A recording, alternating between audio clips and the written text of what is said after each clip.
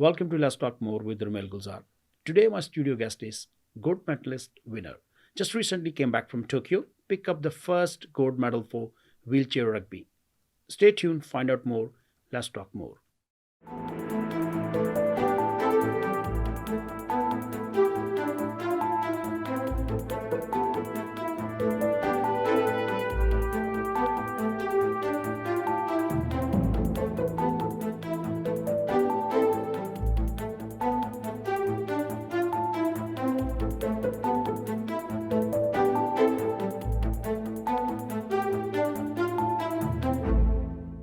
Nick, you born brought up in Leicester.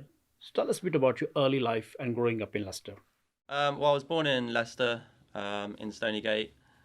I went to St John's and then Leicester Grammar School. I went to Leeds University in 2005 to study politics, and I got meningitis when I was staying at a halls of residence, and consequently I spent about 2 years in hospital and was left with a serious disability that affected my hands and my arms. So that was obviously really tough, and it prompted a rethink in terms of what I wanted to do with my life. And yeah, my sister's a physiotherapist, and when I was in hospital, she told me about a film called Murderball, which was about the US wheelchair rugby team. And it was quite notable at the time because it didn't show disabled people in this sort of fluffy light.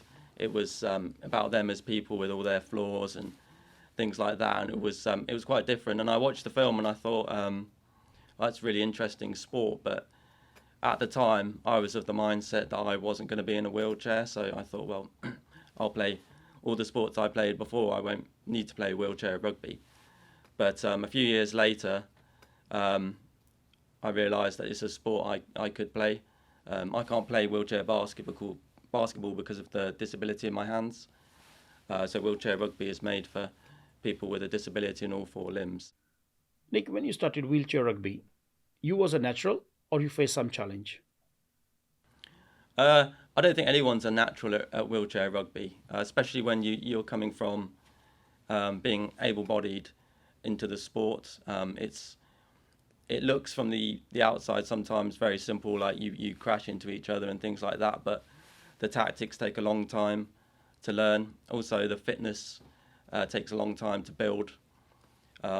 So for a number of years, I wasn't really very good, but I got a lot of encouragement and advice from other people on how to improve, and that really helped me. But I definitely wasn't a natural, and I played sports before I was ill, just for fun mainly, and this was the first sport I'd actually applied myself to. So it took me some time to become an elite level player. What sort of quality we need to become a elite player? So you've really got to make sure your diet, your training, your video analysis, all those things are on point. And also perseverance. For myself, I had a number of setbacks. I wasn't selected for the team, from the development team. I think I was only one of two people out of 10 who weren't. And that was really tough. So I had to persevere. Also missed out on a number of tournaments, European Championships and Rio 2016. So I had to bounce back from that. So those are the kind of qualities, the mental qualities that you need to succeed. And then you've got to have the motivation to train, and that's particularly important during coronavirus when you weren't able to train as a team. So you've got to have that drive and want to push yourself physically. When you feel about your failure, how do you bounce back? I just really wanted it to. Wheelchair rugby provides so many opportunities, and I wanted to go to a Paralympics. And I felt, even though I had a knockback in it was disappointing to me. I believed that I was good enough to be in the squad and to have gone to those tournaments. So it just spurred me on a bit after initial disappointment to keep working and working harder, so I wouldn't lose out on those opportunities again. So yeah, it kind of lit a fire under me in a way. I always had that, I think, but it kind of put a chip on my shoulder as well in a positive sense. Paralympic landed in lockdown. There was a lot of challenge. How you come out from those challenge? It was tough during lockdown because obviously a team sport, it's impossible to social distance, and we train normally. There's upwards of 10 people training, whether it's club or country.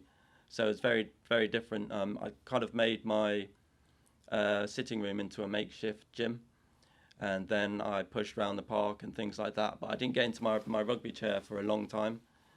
And compared to what we were doing before, which was getting on the court and playing the game, it's completely different. So it was hard to adapt, and it was hard at times to stay motivated because it's just not as much fun. Training is fun for the most part when you train in a team, but when you're on your own and in your sitting room or just pushing up hills in the park, it takes that extra motivation to stick at it, and especially as at times the Paralympics was in jeopardy of being cancelled and it was postponed. So it was very different during lockdown than it was before. We talked about early on COVID challenge. Tell us a bit about how's your teammate during that difficult time to support each other. Yeah, we did a lot of Zoom calls as a team, messaged each other individually and things like that. But I mean, we're all good friends on the team, so it's hard not to see people you normally spend so much time with.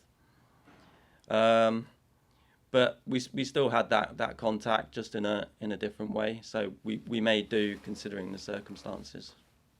This year's Paralympics are very different. There is no fans. How you feel about it? Well, before the pandemic, I'd heard a lot from my teammates about what the Paralympics was like and how different it is from other tournaments.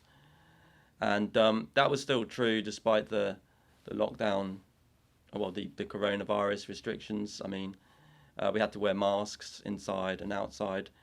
Only time we couldn't really wear masks, or we didn't have to wear masks, was on court. But despite that, a lot of the things that make Paralympics special were still there.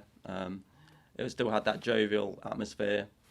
Um, there was certain things we couldn't do. There was like an arcade that wasn't open.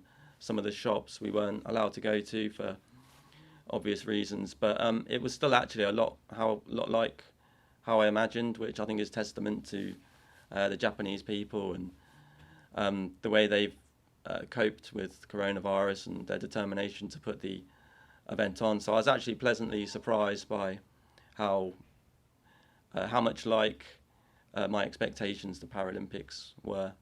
One big missing thing, I guess, was obviously crowds and things like that, but there were still people, media, some Paralympics GB team members there as well, so it didn't feel too kind of empty or cavernous or anything like that. It was there was still a good atmosphere of sorts.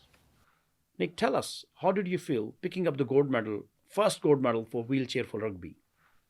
Um, it was an amazing feeling. For myself, obviously, I was just it was so much joy. But looking around my teammates and seeing them so happy, and the staff and everyone who's worked so hard, um, was really special. It was kind of euphoric, really. And I remember some of the things, some of that feeling, the rest of my life, just looking at my teammates and seeing them being so excited. I remember one of my teammates looking up at the screen, which had Great Britain gold, and was just laughing, and he just couldn't stop laughing. And it's those little things that I'll remember. The individuals that that all won a gold together. So it's a very special feeling. Do you think Olympics get more attention from the media and member of the public rather than Paralympic? I think it's coming to the point where it's certainly pushing to be regarded in the same sense. And Channel 4 have televised so much of the games, which is massive. It's not highlights or anything like that anymore. It's full games. The media coverage, we're looking at the papers.